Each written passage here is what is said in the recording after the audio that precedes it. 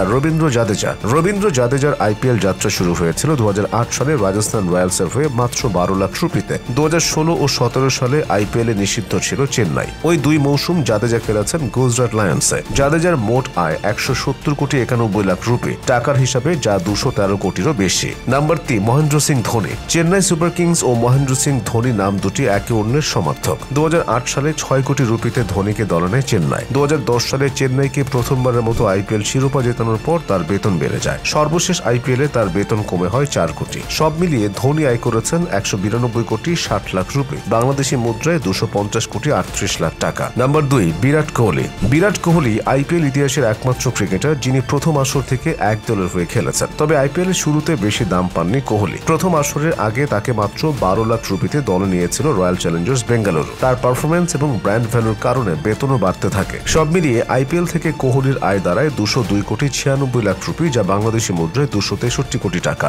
Number 1, Rohit শর্মার IPL যাত্রা শুরু হয়েছিল ডেকান চার্জার্সের হয়ে। 2008 সালে হায়দ্রাবাদ ভিত্তিক দলটি তাকে দলে নিয়েছিল 4 কোটি 80 লাখ রুপিতে। 3 মৌসুম পর 2011 সালে আইপিএল মেগা নিলাম থেকে তাকে 9 কোটি 20 লাখ রুপিতে দলে নেয় মুম্বাই ইন্ডিয়ান্স। তখন থেকেই মুম্বাই রোহিতকে ধরে রেখেছে। সব মিলিয়ে রোহিত আইপিএল থেকে আয় করেছেন 216 কোটি 30 লাখ রুপি।